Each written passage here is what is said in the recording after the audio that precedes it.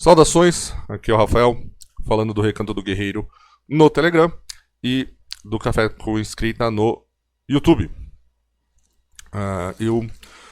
Hoje é dia 14 de outubro de 2024, né? Faz algum tempo que eu não posto um vídeo ou um áudio aqui no canal que não seja ao vivo, né? Lembrando que todas as sextas-feiras, com algumas exceções, eu tenho postado, eu tenho sempre feito uma live aqui com a Júlia, minha esposa, né? Nós decidimos fazer as nossas conversas semanais, gravar nossas conversas semanais sempre que possível. Nós temos os afazeres, né? A nossa vida conjugal, temos a casa para tocar, crianças para cuidar, né? As contas para pagar, então não dá para postar, para fazer, né, com tanta frequência, postar coisas aqui no canal com a frequência que eu gostaria. Mas pelo menos esse momento que essa conversa intelectual que a gente tem, que a gente sempre buscou, nós estamos juntos já há 16 anos, né? Eu me converti ao catolicismo já vai fazer 5 anos, eu acredito. Eu sou bem novo no catolicismo, embora eu tenha estudado muito antes de entrar, né? Eu acho que, na verdade, minha conversão mesmo, ela começou em 2012. O processo, foi um longo processo, né, de conversão. E seja como for, eu venho de um contexto em que quem me acompanha no canal há bastante tempo sabe, eu não acreditava em relacionamentos, não acreditava em casamento, não acreditava em nada de constituir, a ideia de constituir família também eu achava que não ia acontecer comigo. E isso acabou fazendo até prejudicando um tanto o meu relacionamento com a Júlia, quando eu olho para trás e penso que eu podia já ter, né, um filho de 15 anos, né? Eu penso hoje em dia, né, se eu pudesse voltar atrás, é o que eu faria de diferente. Eu teria começado a ter filho mais cedo. É só isso. E para isso, eu teria, se eu souber, eu gostaria de saber hoje o que eu de saber na época o que eu sei hoje. Então eu procuro passar para vocês também um pouco da sabedoria que me foi adquirida com o tempo, né? Muita gente entrou no canal através dos meus do meu conteúdo sobre o conteúdo masculinista, né, MGTOW, e falando de MGTOW e tudo mais. Quando eu comecei a falar disso, eu não imaginei que eu fosse ganhar o tanto de inscritos que eu ganhei, mas acabou vindo bastante gente. Teve uma época que até tinha bastante visualização no canal, mas eu comecei o canal para um outro fim. Eu não me considero um podcaster ou um radialista ou algo do tipo. Eu comecei o canal para divulgar os meus livros. Ocorre que eu tenho um livro publicado, que é o Escrito nas Sombras. É um livro de literatura. Embora ele fale um pouco da questão de sociedades secretas, escolas de mistério e tudo mais, ele tem esse aspecto de suspense e terror. Mas ele é um livro de literatura. Ele foi concebido, ele começou a ser escrito nos anos 2000, em meados dos anos 2000, né, 2006, 2007. E quando foi 2014, 2015, eu tinha já terminado a faculdade, feito faculdade e tudo. Tudo que na área acadêmica que eu queria ir, né? Para quem não sabe, minha primeira formação é em contabilidade, e depois eu tenho as belas letras, né? A faculdade de letras aqui pela USP. E eu, enfim, né, viajei para fora, enfim, eu fiz o que eu queria. E aí chegou uma época em que eu falei, olha, eu vou publicar o livro, e uma das coisas que eu aprendi é que você tem que, hoje em dia, tentar manter o seu público, um público na internet. Eu tenho um canal, não é canal, né, uma página no Facebook, que até hoje é o que tem maior número de inscritos, chegou a ter mais de, assim, ainda tem lá uns 2.500, e são mulheres na maioria. O número de início, pelo menos, tinha muito mais leitora e mais mulheres interessadas no meu livro do que leitores. Essa é uma realidade brasileira. Os homens simplesmente consomem menos esse tipo de literatura. E ainda que eu não tenha pensado nas mulheres quando eu estivesse escrevendo, é algo no qual eu penso mais hoje em dia, porque realmente é mais difícil, né, de conseguir leitores. Eu realmente, ainda que eu tivesse sido o meu público, na minha cabeça, o meu público inicial, né? Assim, porque quando eu escrevia e eu pensava em alguém lendo, eu pensava, ah, assim, né? Sempre numa geração mais nova, né, do que a minha, mas também pensava em homens lendo, né? Seja como for, isso criou uma atenção aqui no canal e eu acabei ah, de, indo um pouco mais numa outra direção né, assim, não é que eu abandonei totalmente a questão do masculinismo e do MGTOW, não é que eu não leio mais coisas sobre isso, é só que realmente eu acho que o que eu tinha para falar sobre aquele assunto eu já falei. Eu não tenho muito mais. Eu poderia, né, manter um canal só falando mal de mulher ou falando mal dos relacionamentos e tudo mais. Mas seria um tanto hipócrita da minha parte, porque eu sou casado, né? E eu não sou casado, não só tenho né, crianças que estão crescendo e que eu espero, eu tenho esperança de vê-las crescer na fé e pessoas decentes, mas eu tenho minha esposa também, que é uma boa esposa, e eu tenho irmãs, eu tenho afilhadas, né? Então eu não cabe, não seria apropriado para mim, né? E eu, não é algo no qual eu acredito. Embora eu tenha que admitir que eu acho que eu estava um tanto equivocado, não contava que fosse acontecer uma coisa como a pandemia. E a pandemia, ela acelerou algo que eu não imaginei que fosse chegar no Brasil. Eu não consegui prever isso olhando para os dados, que foi o fato de que a pandemia ela acelerou o número de casamentos a derrocada dos casamentos, né? Então a pandemia ela teve esse efeito, ela derrubou, né, o número de casamentos aqui no Brasil. Então casa-se agora, depois da pandemia, casa-se menos, os casamentos estão durando menos e as pessoas estão se separando mais.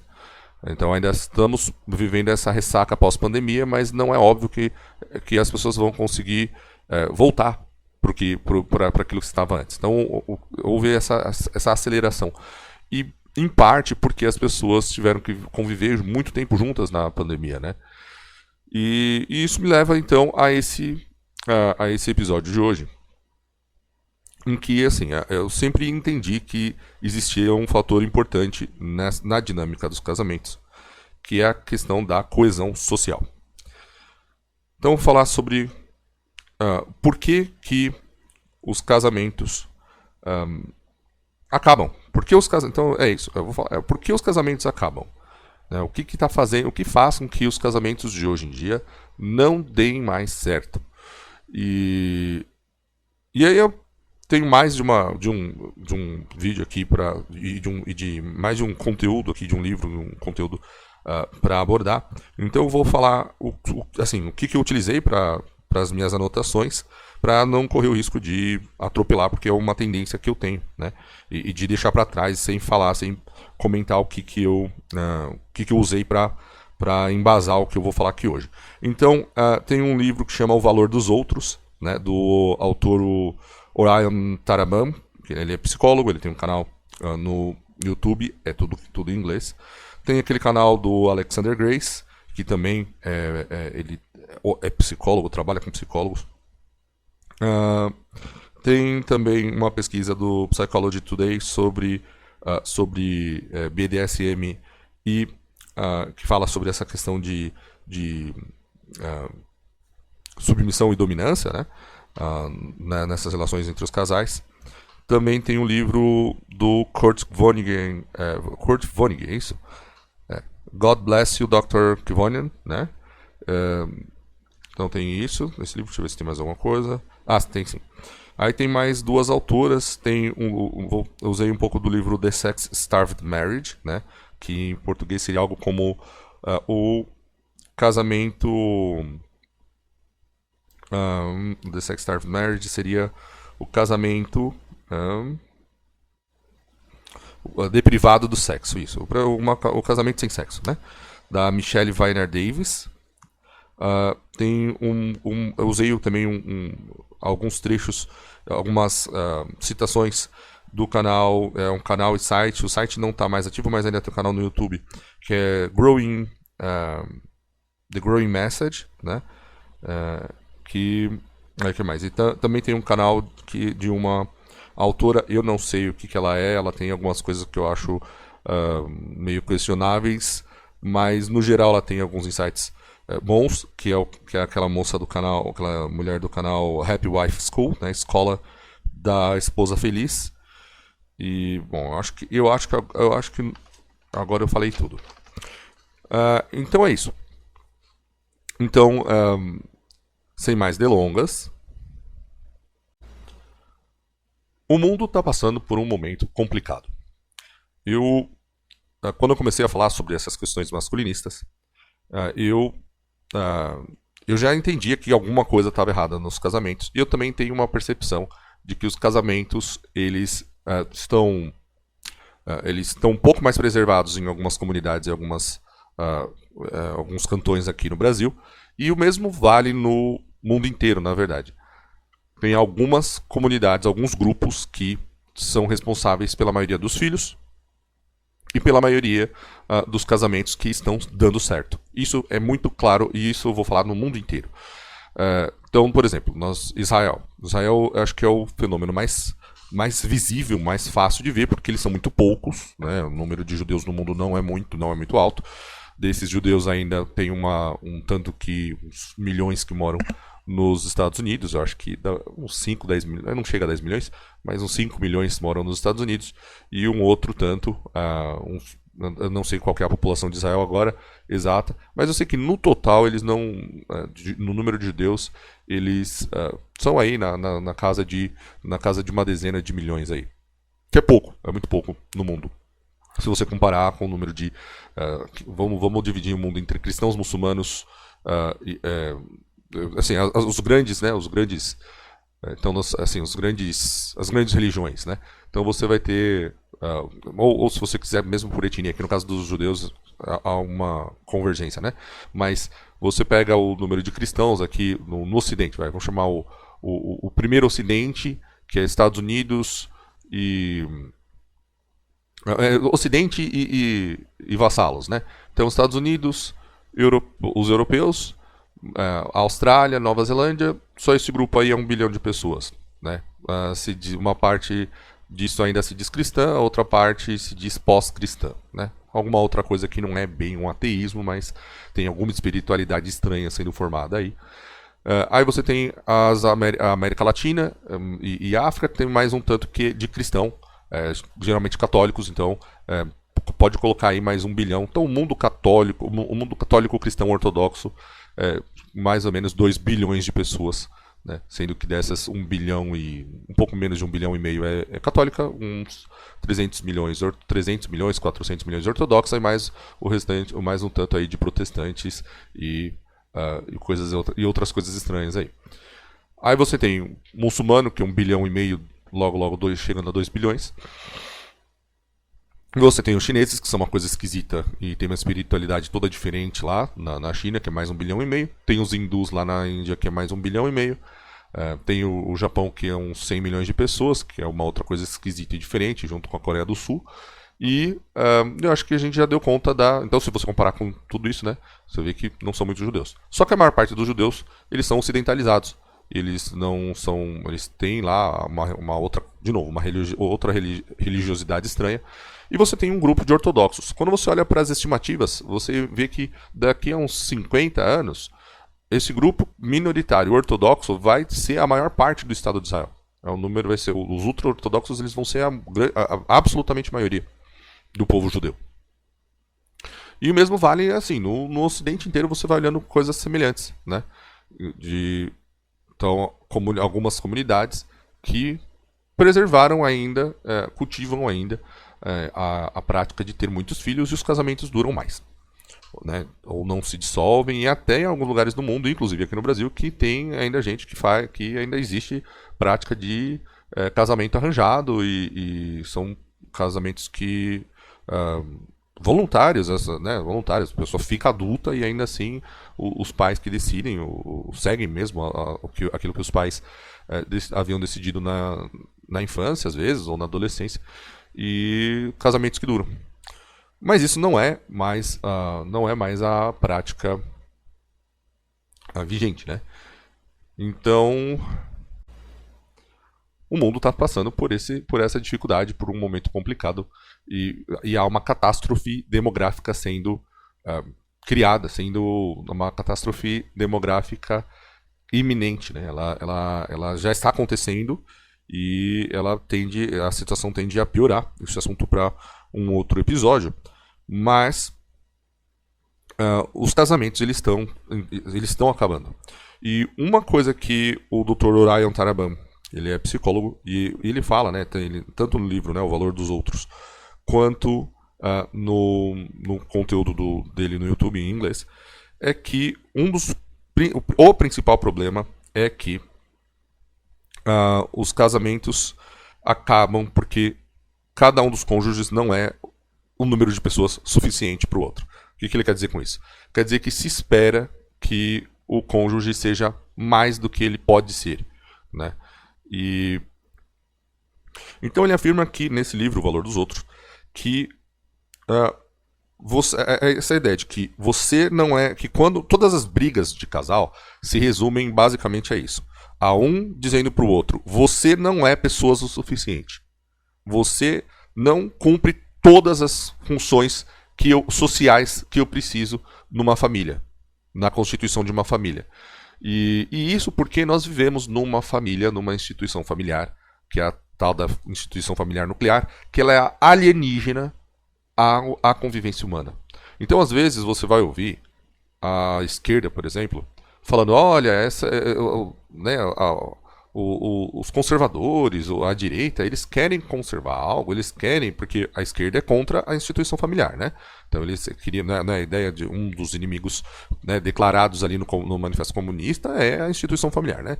Então, né, a ideia da família como aliada a essa ideia de superestrutura de dominação, né, que permite que uma classe seja dominada por outra e tudo mais. Não vou adentrar muito por aqui, mas a esquerda tem esse ponto, e aí você vai ver, por exemplo, a Marilena Chauí falando: essa instituição familiar, eles querem preservar, mas eles nem sabem, mas essa família nuclear é uma invenção capitalista, é uma invenção, né, da sociedade moderna, e eles né, por algum motivo eles estão arraigados a elas, e então eles fazem essa crítica. E por outro lado, você tem os conservadores, também você vê, por exemplo, o MGTOWs e tudo mais, falando assim: olha, tem gente que quer voltar para a instituição do casamento da década de 50, e essa instituição do casamento foi a mesma que resultou naquilo que a gente está vivendo hoje. E os dois lados, assim, enquanto isso, tem os conservadores que eles querem preservar alguma forma de instituição familiar, mas também não é uma ideia meio difusa, assim, né? E eu percebo isso quando você conversa com as pessoas, com a direita aqui no Brasil, né, poucas pessoas tem aquelas que estão cientes disso, mas muita gente quer realmente, assim, pense no Faria Limer, né, que está lá, assim, que assim, ele a essa altura ele já é mais liberal e libertário do que um defensor da instituição familiar. E não à toa, a direita no geral defende o direito do divórcio e esse divórcio deslocado de repercussões sociais, né? Então há até uma certa condenação à Igreja Católica por não ter abrandado isso. Eu cheguei a ver alguns autores famosos aqui no Brasil que, ainda que católicos, têm essa crítica à Igreja Católica, por não ter mudado o seu dogma, a sua resolução de que o casamento é indissolúvel. Ainda que eu acho que a Igreja Católica esse posicionamento esteja mais de acordo com o que está na Bíblia do que essa ideia de divórcio por qualquer coisa que é defendido pelos protestantes. A minha posição é algo entre a posição católica e a posição ortodoxa. Eu acho que as duas podem contribuir, né? Lembrando que para os ortodoxos também é indissolúvel, mas há algumas coisas que fazem com que o casamento seja nulo, e eles são um pouco mais abrangentes do que isso. Então, no caso dos ortodoxos, eles vão levar em consideração que a traição, por exemplo, e no caso da Igreja Católica existe esse debate. Eu não vou adentrar muito nisso por aqui, né? Mas enfim, é isso. O que ele fala, o Dr. Orion Taraban, ele fala justamente isso, que a principal questão é que a família, no decorrer dos milênios, anterior, né, se você olhar séculos atrás, não precisa ir muito para trás, uns 2 séculos, 3 séculos atrás. E aqui no Brasil, lembrando que o Brasil ele teve essa característica de ruralidade até realmente a década de 50, 60 aqui no Brasil. Né, pensem aí, se vocês lembrarem das suas aulas de escola do êxodo rural.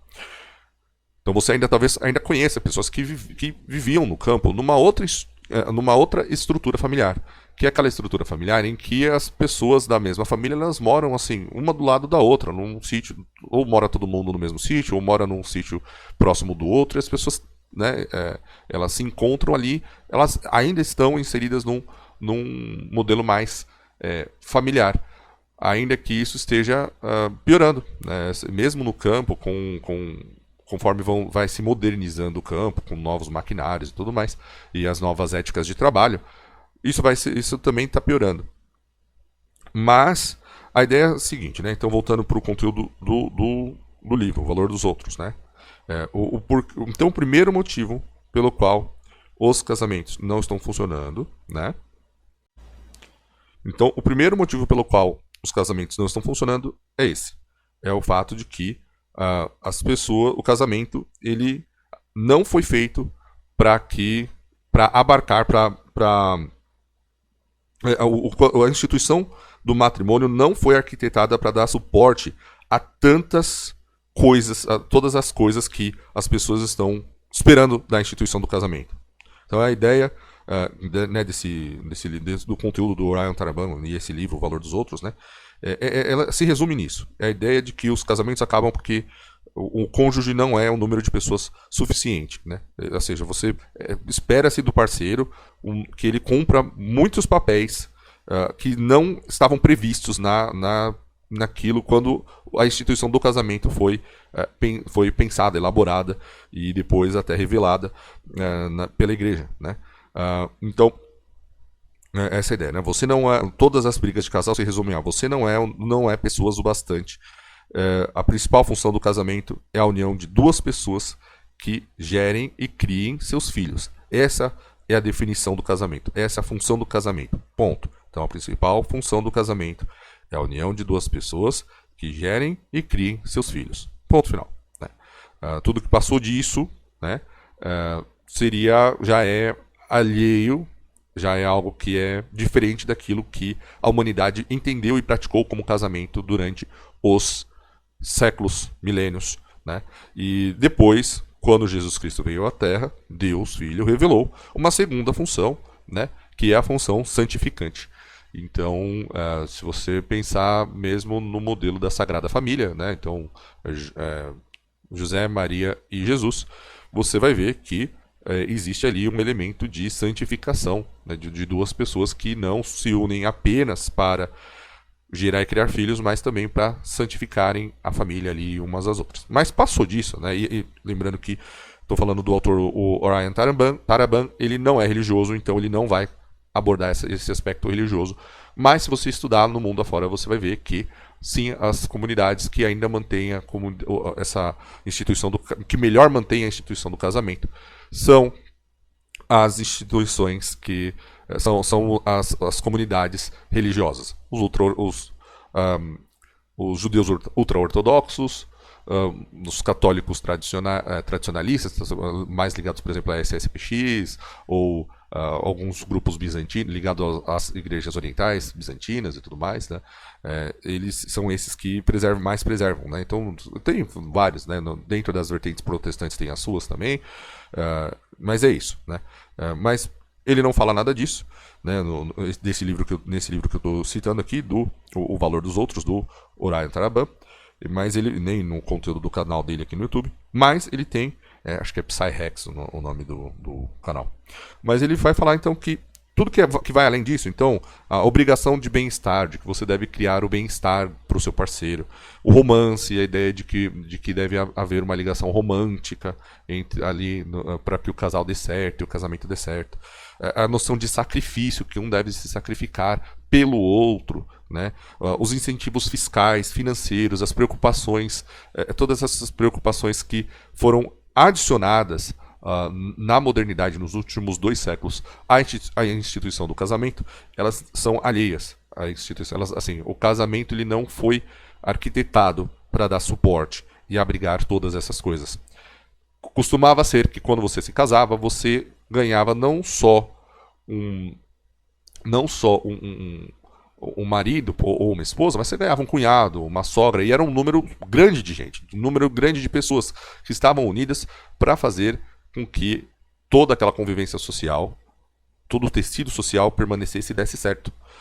Então, isso se perdeu, até mesmo porque as pessoas têm poucos filhos hoje em dia e as pessoas saem de casa e vão morar longe. Você vai morar longe, todo mundo mora muito longe, né? E mesmo quando mora perto, espera-se que cada um tenha a sua família, todo mundo chega à noite, ao invés de você se encontrar, com as pessoas se encontrarem para conversar, para ter as atividades que antigamente, que durante os milênios eram consideradas como coisas da família, né? Como atividades familiares ou atividades da comunidade. Hoje em dia não, hoje em dia todo mundo chega em casa e fica lá todo mundo travado no celular, ou olhando para a televisão, ou fazendo as coisas na televisão, e fica essa coisa solitária, né? Então, seguindo aqui para o conteúdo, né, então desse primeiro item, a concepção romântica é a mais pesada para o casamento. A ideia de romance, você olha para os modelos no decorrer dos milênios na humanidade, e essa não era uma expectativa do casal. E eu cheguei a conhecer pessoas que se casaram, senhoras e senhores, mas especificamente uma senhora, que se casou ainda no modelo antigo, né? Olha, eu só, assim, eu lembro ela comentando que assim, só passou a amar o marido com o tempo, com a convivência, porque ele havia sido um marido muito bom. Ele tinha sido muito bom, né? Mas então nem tinha essa expectativa de você vai se casar com alguém com o qual você está envolvido romanticamente. Nem tinha muito essa ideia de romance que nós temos hoje em dia. Ela nem sempre esteve na humanidade, né? E aí ele faz uma análise interessante, uma analogia interessante. Ele fala o seguinte, que assim como a função do trabalho é prover o sustento e não satisfazer intelectualmente, então, ou seja, quando você arruma um trabalho, um emprego, a função desse emprego ela é prover o sustento, não te satisfazer intelectualmente, não é necessário gostar dos seus colegas de trabalho para que você execute bem o seu trabalho, não é necessário que você goste daquilo ali, que você que você compre, ganhe assim, que você defenda a bandeira do seu da sua empresa, né? Você vai guerrear no Japão, eles ainda têm um pouco disso, né? Então, você é um funcionário da Nintendo, você passa algum funcionário do outro lado da rua, passa um funcionário da Sony, até vira cara, assim, né? Faz cara feia, pelo menos diz que costumava ser assim, né? Eles trouxeram esse aspecto tribal um pouco para dentro das empresas, mas não é assim, né? Quando a função do trabalho não é essa, ela não é, né, fazer com que você ganhe colegas de trabalho para viver, para você viver um happy hour, para você sair depois para beber com seus colegas de trabalho, não é para você, não é o que faz com que o trabalho seja bom, não é que você esteja satisfeito intelectualmente com as coisas ali, que seja um desafio, que você cresça no seu trabalho. A função do trabalho é prover o sustento. Então, se o que vem além disso pode até ser lucro, mas você não deveria esperar isso, né? Eu falo isso porque também é algo que eu acho que me prejudicou muito na vida. Essa ideia de que você tem que gostar daquilo, assim, você tem que procurar aquilo que você ama, porque você, trabalhando com aquilo que você ama, todos os dias da sua vida você vai... Sabe, vocês já devem ter ouvido isso, né? Todos os dias da sua vida serão dias, né, de prazer, se você tem prazer em fazer aquilo que você... Né? E a vivência, a convivência, o trabalho é uma coisa que ela muitas vezes, muitos aspectos de todos os trabalhos que eu conheci na minha vida têm aspectos maçantes. Eles não trazem satisfação o tempo todo, né? E de forma análoga, não é necessário que o seu cônjuge seja seu amigo, seu confidente, né? O cheerleader, alguém que está lá para te levantar, o seu parceiro de noitada, né? Ainda que eu por ser católico e praticante, eu vou dizer que você nem devia participar de noitadas, mas tudo bem. Seu terapeuta, seu maior fã, um troféu social, aquela pessoa de quem você tem orgulho de dizer, olha, ela é minha esposa, ela é meu marido. Tudo isso, se vem alguma coisa disso, se você consegue, né, dizer, que o seu cônjuge alguma dessas coisas já é lucro, mas não é, você não deveria esperar isso, não era para, isso não estava previsto quando na ideia de casamento, né? Então, deixa eu ver. Então é isso. Olhando aqui as minhas anotações, então, é essa a ideia, né? De que nós queremos que o casamento seja mais do que aquilo que ele é. Então nós também queremos que as pessoas sejam mais do que elas podem ser, né? Então é isso. Você tem assim, cria-se muita expectativa sobre o que deve ser o casamento e então as pessoas também querem que, né, então a esposa quer que o marido seja mais do que aquilo que o marido pode ser, né, do que ele conseguiria ser, né? Então é essa ideia de que uma pessoa, você tem aquela pessoa que é o seu, né, que é a sua alma gêmea, né? Quando na verdade o que você está dizendo é que você quer que uma única pessoa seja o que na história da humanidade muitas outras pessoas em conjunto malemada vão contra, né? Então a verdade é que não há uma única pessoa no planeta que consiga bem exercer todas essas funções para quem quer que seja, né? Então, assim, nenhuma pessoa no planeta vai conseguir ser tudo que você quer, tudo que que hoje em dia né, que a mídia, né, os filmes, as novelas, nenhuma pessoa consegue atingir aquele patamar de cumplicidade, assim, que é algo que é praticamente inalcançável, né? Numa única pessoa, né? Alguém que seja seu amigo, seu confidente, né? Que é seu terapeuta também, alguém que te entende, alguém que te compreende, que te, né? Aí você vai colocando, né? Alguém que seja massagista também, alguém que seja, enfim, né? Seu companheiro de noitada, seu parceiro de jogo, numa única pessoa, né? E é claro que eu estou falando tudo isso porque assim, vamos supor que agora você me diga assim, não, mas eu tenho uma namorada ou um namorado ou um marido ou uma esposa que são várias dessas coisas que você falou para mim, que não se deve esperar de uma única pessoa.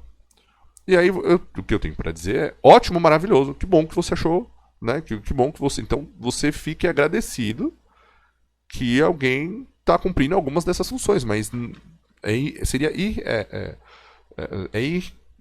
inverossímil que uma pessoa consiga ser tantas coisas como se quer hoje em dia, né? Talvez você consiga um ou outro casamento, um outro relacionamento que você consiga, não, olha, realmente eu já era o meu melhor amigo e eu fui e me casei. Aí não vamos entrar nessas questões de friend zone, né? Dessas pessoas, essas pessoas que ficam abrigadas ali, é o amigo eterno ali, né? Que só esperando a sua vez. Mas, enfim, vamos supor que você seja um desses aí, né? Ainda assim, né?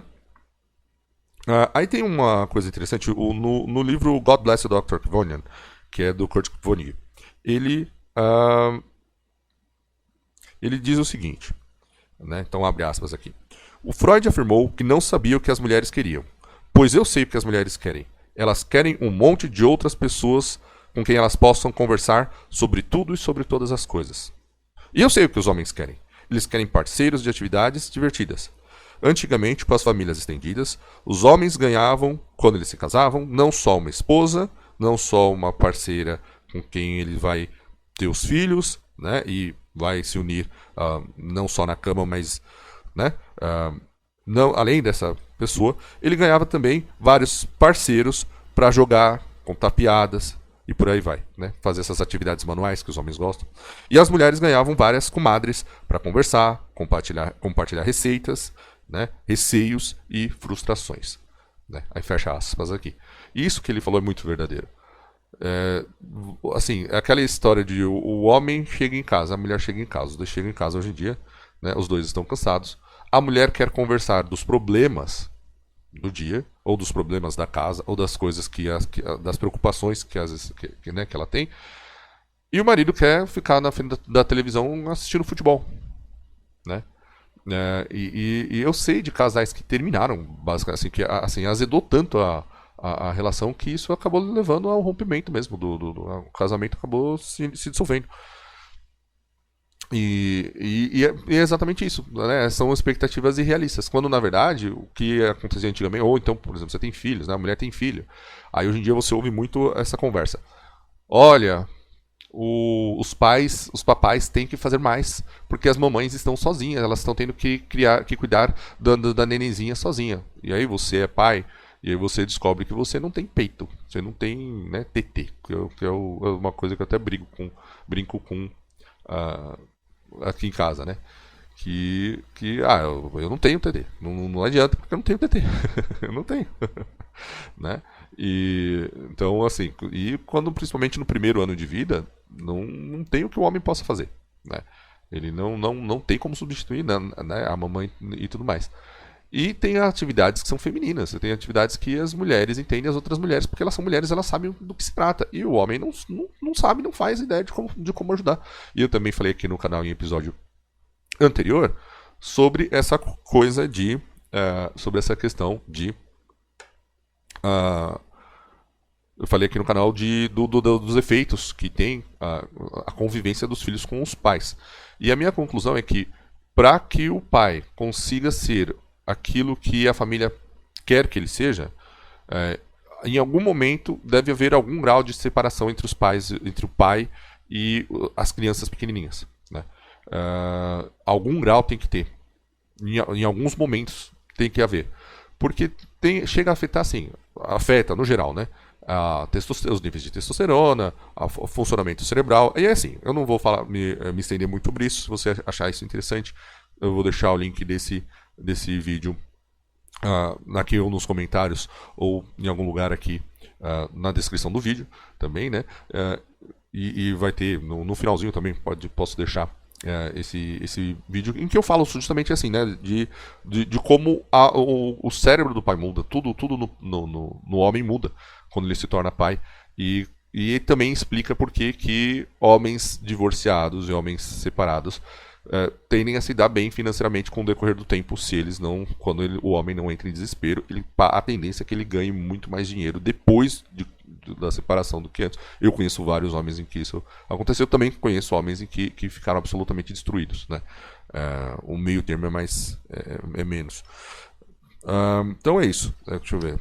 Então sobre esse primeiro aspecto, eu acho que o que eu tenho para dizer é isso. E é muito curioso, eu tenho também um vídeo aqui no canal que fala sobre a importância do trabalho manual. E homens e mulheres são diferentes em uma série de coisas. Então eu tenho um casal de amigos que passou por uma barra aí, aconteceu uma coisa que não cabe aqui a mim falar aqui no canal. Mas aconteceu algo que não foi agradável, não foi bom. E eu lembro a minha esposa conversou com essa amiga, com essa nossa amiga, né? Eles são um casal, então ela conversou com ela. E aí ela virou pra mim e falou assim: olha, Rafael, era bom você conversar com o seu amigo, ele tá precisando de conversa. Só que homens não funcionam assim. Eu fui tentar puxar a conversa até por WhatsApp e tudo mais, um tempo depois, porque eu falei, bom, dá um tempo pro cara. Mas não vai. Você percebe que não é a mesma dinâmica, né? Agora, o que funciona?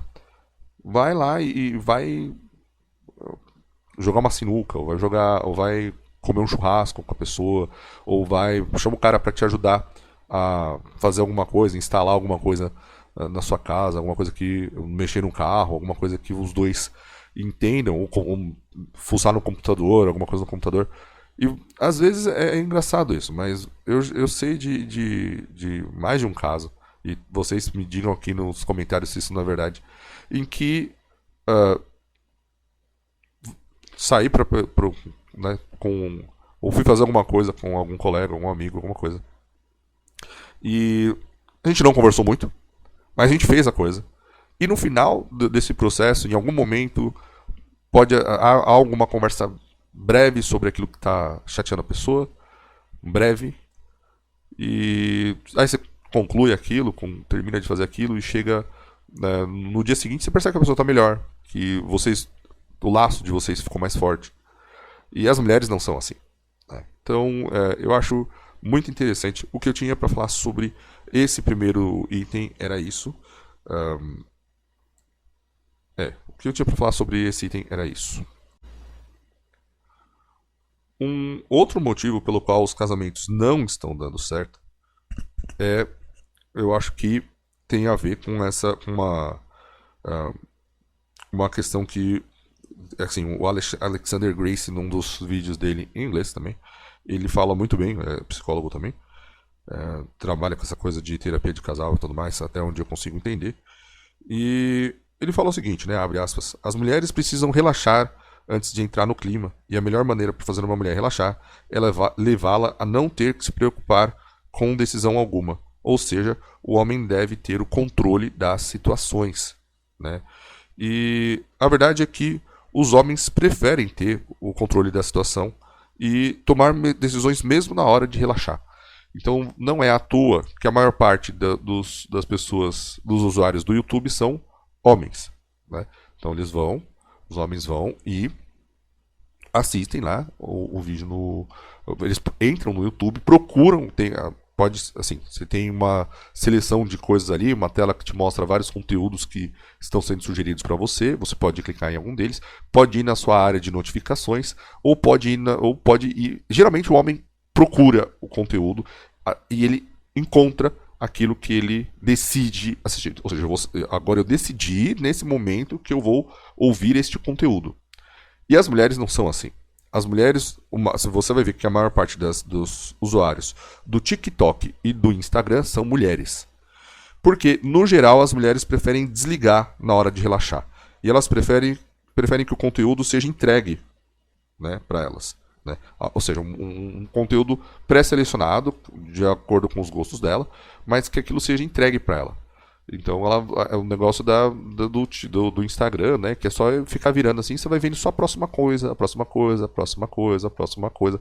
Você não vai, como é no YouTube, que você olha, vai procurar, digita lá o que você quer assistir. O homem eu tenho esse hábito, eu vejo aqui em casa que é diferente. Eu não consigo nem entender. Às vezes eu vejo a Júlia olhando alguma coisa assim, né? Dessas. E é um jeito completamente diferente de navegar na internet. E tem a ver com isso, né? Naquele site, o Psychology Today, ele fala o seguinte, que 75% dos homens preferem exercer a função dominante na cama, né? Então é bastante gente, né? É bastante porcentagem, é uma porcentagem grande, né? Então, né, quando a gente fala aqui falando das relações as relações maritais, né? 75% dos homens preferem exercer a função dominante na cama. Enquanto que 96% das mulheres preferem a posição de submissão, né? E serem dominadas, né? E isso aqui, é claro, que a pesquisa aqui ela fala já no contexto de BDSM, mas né, o foco da pesquisa era sobre isso, mas dá pra gente extrapolar até mesmo pela literatura que é consumida. Pense nos 50 Tons de Cinza, que fez tanto sucesso com as mulheres, né? E aí até tem outra coisa que pode ser conteúdo de outro vídeo, né? Justamente sobre isso, sobre essa questão das mulheres que preferem desligar na hora de relaxar, né? Então elas desligar o cérebro mesmo, assim, né? Elas já têm tantas. A ideia é assim, nos outros momentos elas têm tantas preocupações, né? E isso tem a ver também com a forma, até no ato em si, você vai ver que o homem, quando ele está tenso, ele chegou tenso em casa, para ele tá tenso, nervoso, para ele fazer, né, consumar o ato marital ali, né, ter relações, é algo que vai fazer bem para ele. Assim, o ato em si já é um relaxante. E a mulher, a tendência dela é que ela que ela relaxe antes, né? Então, por isso que é aquela ideia de que as mulheres precisam das preliminares. Não é bem assim que funciona. O que a mulher precisa é conseguir desligar um pouco. E às vezes é difícil. Também tem a ver com aquilo que eu estava falando já né, um pouquinho antes, que as mulheres, de que antigamente nas instituições familiares, no decorrer dos séculos, você tinha muitas mulheres cuidando dos muitos filhos. Né? As divisões domésticas, elas não ficavam assim, cada casa a cargo de uma mulher. Algumas atividades eram feitas em conjunto. Por exemplo, eu ainda lembro da minha avó, que morava no campo, falando de ir lavar roupa no rio. Esse lavar roupa no rio chega algum momento sim, pode ser uma tarefa solitária, mas se você tem várias mulheres que sempre vão lavar a roupa no rio com frequência, muitas vezes elas iam em conjunto para lavar a roupa no rio. Né? Então vai lá lavar a roupa no rio, você conversa indo, conversa quando está fazendo, conversa quando volta. Né? O mesmo vale para fazer a comida. Você vai fazer comida para. Eu também me lembro, tenho essa memória de muitas pessoas trabalhando para fazer muita comida para muita gente. E que hoje em dia não existe mais essa. Não tem mais isso, né? As casas, cada um tem que se virar e fazer todo aquele esforço, né? Assim, às vezes para uma pessoa, duas pessoas. Aí é onde já entra, olha, eu tô cansada, você se vira, né? Você bem que podia você fazer, né? Conversas e interações que alguns séculos atrás seriam absolutamente impossíveis, né? Impossíveis. Então é isso, né? A mulher tem que se sentir segura perto do seu homem para que ela possa desligar um pouco e relaxar, né? Então é isso. Aí eu tenho esse canal, né, da Growing Message, né? É um canal antigo que no YouTube ela era de terapia de casal mesmo. Mas isso assim, ela já é um canal que está inativo há bastante tempo. Mas eu me lembrei, eu peguei um vídeo antigo aqui e tem uma frase que é aquela, também não sei o nome dela porque ela não fala e não está na descrição do vídeo. Tem o canal no Facebook também abandonado, então não sei qual é o contexto. Mas tem uma frase que ela fala que tinha um site também antigamente. É normal, né? As pessoas vão ganhando outros projetos, vão abandonando, né, deixando para trás aquilo que não está trazendo sustento. Por isso que eu falo que se você gosta do meu conteúdo, deveria pensar em de vez em quando contribuir um pouco para o canal. Eu até tenho, vou fazer um vídeo falando sobre isso também, né? Então, eu vou fazer um vídeo isso. Então, né, essa ideia, ela tem uma mensagem voltando, né, para esse canal, o Growing Message. Ela fala o seguinte, né, que abre aspas, em inglês, né, também. Abre aspas. É falso que o homem só quer sexo para satisfazer seus impulsos e necessidades físicas, né? E fecha aspas. Então, a ideia de que ela tem esse livro, né, The Sex Starved Marriage, da Michelle Weiner Davis, né? Então, é o casamento sem sexo, né? Deprivado do sexo, né? Deprivação sexual. E em que essa pesquisadora, Michelle Davis, ela fala que, abre aspas, né? Os homens querem sexo pelo mesmo motivo que as mulheres querem uma boa conversa, né? Para se conectar a outra pessoa, né? Então essa moça do Growing Message fala isso, né? Também. Então esses dois trabalhos, né? O livro da Michelle Davis e aquela moça da Growing Message. As duas, aquela senhora, né? As duas abordam essa questão e eu acho que é interessante de levantar isso, porque eu percebo que mesmo nos meios, assim, tradicionais, católicos, existe, assim, pelas conversas que chegam até o marido através da esposa, pelas conversas que você vai pegando, assim, né? Você percebe que existe esse, mesmo aí, já, assim, um contexto já um pouco de pessoas que estão já menos ligadas à cultura em massa, aquela cultura das novelas, aquela cultura dos filmes e tudo mais. Mesmo ali você percebe que existe um pouco, às vezes, essa ideia, ela continua um pouco pervasiva, de que o homem tem as necessidades físicas. O homem, ele quer se satisfazer porque ele quer as suas necessidades, ele quer satisfazer as suas necessidades, seus impulsos sexuais e mais. E esse é o motivo pelo qual a mulher deve tentar satisfazer o marido. Mas não é só isso. Existe uma outra questão. Tanto é que eu estava acompanhando um canal que é aquele da Happy Wife School. Ela é meio estranha, tem suas peculiaridades, mas uma coisa que ela fala, eu acho interessante. Bom, primeiro ela fala muito sobre essa questão da mulher ter muito medo, ter muita insegurança, do fato de que as mulheres se auto-sabotam muito. Mas ela também fez recentemente um vídeo que eu assisti e eu achei muito interessante, que é sobre homens com disfunção disfunção erétil, né? Homens que que por motivos psicológicos, claro que se você tem uma questão física aí é outra coisa, mas por questão, o marido geralmente são homens casados. E o que é, e assim, o que faz com que esses homens casados cheguem num ponto de disfunção erétil e às vezes para incômodo a ponto de, né, a esposa que vai e começa a pesar em cima do cara. E claro que pode ter um monte de motivos, mas o mais frequente, o mais comum é o homem chegou num ponto em que ele se sente tão recusado tão frequentemente pela esposa que ele não quer mais. E aí é aquela história, se fosse um impulso puramente, né, puramente animal, né, uma questão de satisfação das necessidades físicas, isso não aconteceria. E eu acho muito interessante essa ideia de que os homens querem sexo pelo mesmo motivo que as mulheres querem uma boa conversa.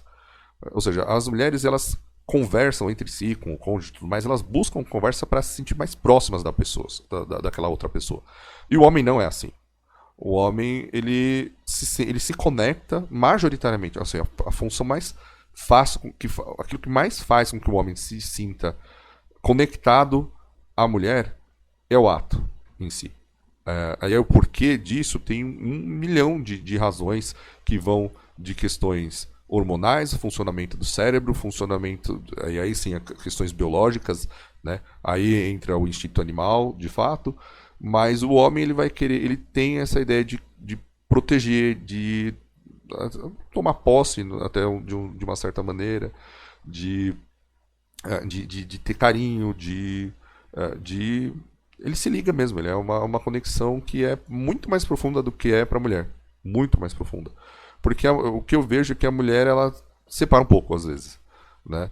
A mulher, eu acho que ela tem uma outra coisa que é assim, ela sente que, pelas demandas, pela forma como as mulheres falam, né? Então, a ideia de que, bom, você poderia entender o meu lado, eu tenho muitas coisas para fazer, tenho as crianças para cuidar, geralmente tem essa coisa, né?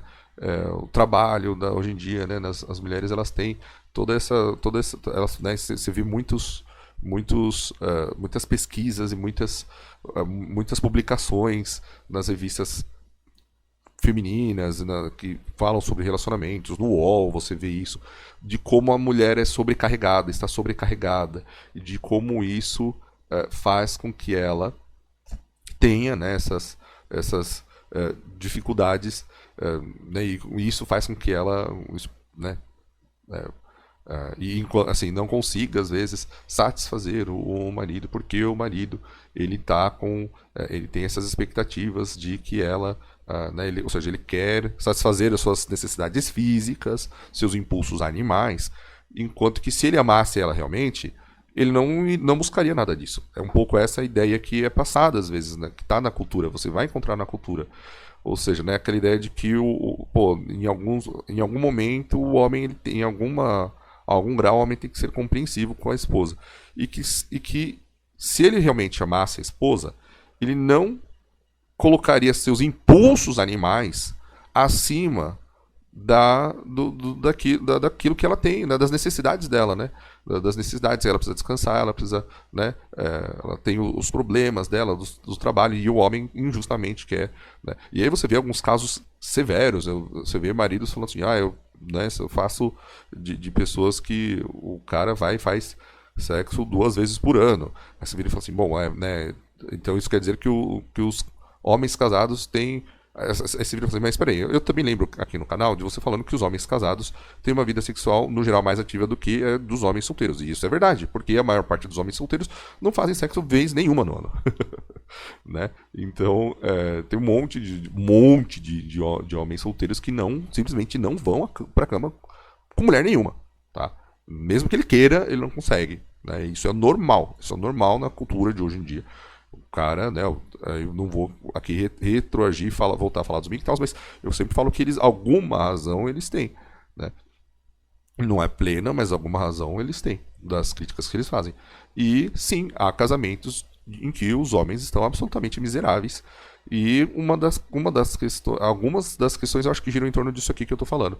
E eu falei da pesquisa de 2 mulheres, e do trabalho de 2 mulheres que abordam essa questão. Então eu achei muito interessante, que eu não estou trazendo a minha perspectiva, mas duas pesquisadoras falando, olha, as mulheres, no geral, elas enxergam essa coisa né, do homem buscar o sexo com a esposa de uma maneira que é diferente daquilo que realmente acontece no casamento, né? Ou seja, no relacionamento, do ponto de vista masculino. O homem ele está buscando se conectar e o homem está buscando algo, né? Assim, o sexo em si é uma linguagem, né?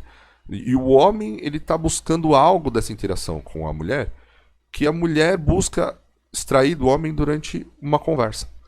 Então, algo que o homem vai conseguir, um companheirismo que a mulher consegue tirar do homem. Não, que a mulher quer obter, né, que ela vai sentir com o homem. O companheirismo através de boa conversa, né?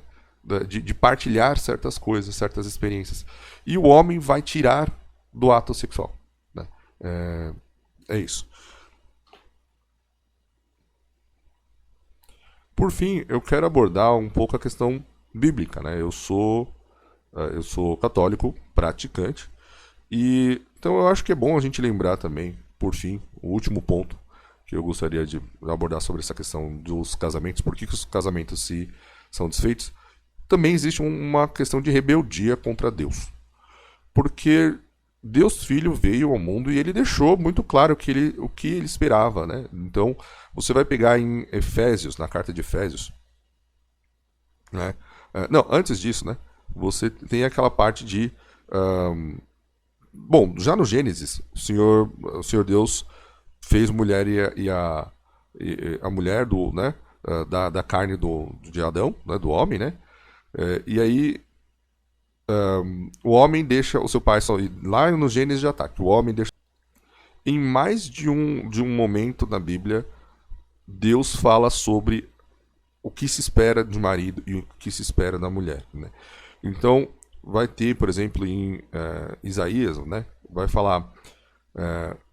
Assim como um jovem dispôs uma jovem, aquele que tiver construído te desposará, e como a recém-casada faz a alegria do seu marido, tu farás a alegria de Deus. Então, essa ideia, essa relação da mulher para o marido e do marido com Deus, essa ideia do homem como o sacerdote da casa. Né? Também a ideia de que é para sempre, também está lá no Velho Testamento já. Né? Aí você pensa que o primeiro milagre público de Jesus Cristo foi nas bodas de Canaã, né? Então lá na Galileia, né? Em que Nossa Senhora, né? Pede para ele, né? Olha, eles não têm vinho, acabou o vinho, né? E Jesus ainda, né? Fala, olha, mulher, né? Ele frequentemente chama Nossa Senhora de mulher porque ele está apontando que ela é a mulher tanto lá no livro das Revelações, no Apocalipse, quanto a mulher que, né, daquela ideia de que vai que dá, né, aquela ideia da mulher contra a serpente, né? Então ele retoma muito isso, tem esse aspecto, né, não cabe aqui ao vídeo, mas enfim, ao episódio, mas ele fala, né, mulher, isso compete a nós, minha hora ainda não chegou, mas disse então sua mão aos serventes, fazei o que ele vos disser. Então ela instrui, né, os serventes a obedecer ele. E esse foi o primeiro milagre de Jesus. Realizou-se em Canaã, né, da Galileia. Manifestou sua glória e seus discípulos creram nele. E aí também tem, né, as cartas, né, em Efésios, por exemplo, tem as mulheres sejam submissas a seus maridos, como ao Senhor, pois o marido é o chefe da mulher, como Cristo é o chefe da igreja. Então é muito engraçado, porque hoje em dia você vê muito assim, né, a mulher se ressentindo, assim, ela não dá ao marido, ela não consegue nem tratar o marido como ela trata o próprio chefe. Né? Então é aquela ideia de que ela não é tão à toa. Assim, se você lembrar aquilo que eu falei há alguns minutos atrás aí, sobre o fato de que as mulheres elas querem desligar o cérebro quando estão junto do seu homem. Então tem até esses casos assim, se você assistir vídeo no YouTube, no TikTok, no Instagram, você vai ver casos em que de um casal, eu lembrei de um agora que o casal, ele tá assim, ele tá falando, essa daqui, quando tá comigo, parece que desliga o cérebro. E aí ela dá uma risadinha e fala assim, por que eu tô com você? E ele fala, porque eu tava lá com ela e ela tava atravessando a rua, e aí eu puxei ela, e aí eu falei, você não viu o carro? Tudo mais? Ela, oh. E aí ela vira e fala assim, mas você tava comigo. E aí ele fala assim, tá, e você me salvou. E aí ela sai pulando, saltitando, né? Tipo, e aí você vira e fala assim, é isso que é, né? Então, essa é uma dinâmica que é normal de maridos e mulheres. A mulher, ela quer relaxar quando ela tá. É aquela ideia de que ela não quer escolher, né, as coisas. Agora, também tem o fato de que hoje em dia, às vezes, você vai pegar uma mulher que tá da pá virada e aí você vai escolher pra elas e depois ela vai reclamar daquilo que você escolheu. E isso é assim, acaba desestimulando aquilo que assim, o homem de tomar as decisões. Porque o homem quer tomar as decisões e quer ver a satisfação da esposa. Quer ver, ou na namorada, né? E às vezes hoje em dia também isso cria essa tensão. Mas eu acho que tem a ver com isso aqui. O fato de que na Bíblia especificamente está dizendo o marido é o chefe da mulher, como Cristo é o chefe da igreja. Seu corpo, da qual ele é o Salvador. Ora, assim como a igreja é submissa a Cristo, assim também o seja em tudo as mulheres a seus maridos. Tá na Bíblia. Não é só o catecismo da igreja católica, nem o que está no Denzinger, nem na tradição, nem os santos, nem os papas falando. Tá na Bíblia, né? Aí também vai falar para os maridos. Maridos, amai as vossas mulheres, então cuida delas, né? Como Cristo amou a igreja e se entregou por ela, para santificá-la, purificando-a pela água do batismo, com a palavra. Por isso o homem deixará seu pai, aí ele retoma, né? Seu pai e a sua mãe se unirá à sua mulher, e os dois constituirão uma só carne. Esse mistério é grande, quero dizer, com referência a Cristo e à igreja, né? E aí tem uma outra passagem que eu acho legal de comentar também, que é São Paulo falando na carta aos Coríntios. E aí ele fala assim, né? Considerando o perigo da incontinência, cada um tem a sua mulher, e cada mulher tem a seu marido. O marido cumpra o seu dever para com a sua esposa, e da mesma forma também a esposa cumpra para com o marido. A mulher não pode dispor de seu corpo, ele pertence ao seu marido, e da mesma forma, o marido não pode dispor do seu corpo, ele pertence à sua esposa. Não vos recuseis um ao outro, a não ser de comum acordo, por algum tempo, para vos aplicardes à oração, e depois retornai novamente um para o outro, para que não vos tente Satanás por vossa incontinência. E isto digo com concessão, não como ordem. E aí, assim, é muito interessante, porque, então, se você seguir, né, o que está na Bíblia, também você vai chegar na mesma ideia, né? Deus já falando, olha, essa é a relação, foi assim que foi feito para ser assim, né? Assim Deus fez as coisas. E você não você ir contra isso, você não querer isso, não é uma revolta contra o marido ou contra a instituição do matrimônio. É uma revolta contra Deus. Você não quer que as coisas sejam assim. Aí temos aí o feminismo, por exemplo. Não é uma revolta contra o homem, contra o patriarcado. É uma revolta em si, no núcleo, é uma revolta contra Deus, né? Então eu acho que é isso. Então, em resumo, né, retomando os principais pontos que foram abordados no vídeo, os casamentos, eles não dão certo hoje em dia porque se espera demais da instituição do casamento, do matrimônio. Se espera demais dos cônjuges, um do outro. O marido espera muito da mulher, a mulher espera muito do marido. Antigamente, a instituição natural, a instituição familiar original, ela implicava que você ganhava não só uma esposa, mas uma família, e uma família numerosa. Então o homem ganhava mais pessoas para fazer as suas atividades, ele ganhava um parceiro de jogos, de jogatina. Então se você, né, vai jogar um baralho, vai jogar bola, tinha já aquele, assim, você ganhava um parceiro para contar piadas, para resolver as questões de segurança ali do campo, ou para construir as coisas, para beber, tudo isso o homem ganhava. Ele não se esperava que a esposa cumprisse esse papel de forma análoga. A mulher, ela ganhava muitas comadres para ajudar nos afazeres domésticos, para cuidar das crianças, para compartilhar as coisas das crianças e para conversar, né, para conversar e para falar das frustrações, das dificuldades, o que fazer, o que não fazer. Existia essa cumplicidade. E também, pensem bem, antigamente, quando uma mulher traía o marido, ela não estava traindo só o marido. Ela estava traindo a melhor amiga, às vezes, que era uma cunhada. Estava traindo, sabe, a sogra, né? Tava traindo. E pessoas com as quais ela, não é que ela via uma vez por semana, pessoas com as quais ela convivia todos os dias, né? Então, eu lembro também de ver sobre um pouco uma pesquisa, um trabalho, né? Não é bem uma pesquisa. É uma pesquisa historiográfica, né? Sobre a vida de corte na Idade Média, né? E eu lembro dele falando, olha, existia muito menos traição do que as pessoas imaginam hoje em dia. Porque você imaginaria que bom, não tinha celular, não tinha nada dessas coisas, então as pessoas, né, o marido saía para trabalhar ou saía lá do castelo e de repente as mulheres, né, estavam lá, né, fazendo suas coisas e os maridos, enquanto saíam, também faziam, né, suas sacanagens para ir. Não que não acontecesse, mas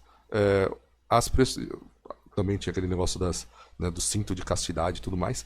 Mas a pressão social ela era muito frequente, estava muito ali o tempo todo. Quer dizer, as mulheres não ficavam sozinhas quando os seus homens saíam para trabalhar. Elas ficavam com outras mulheres.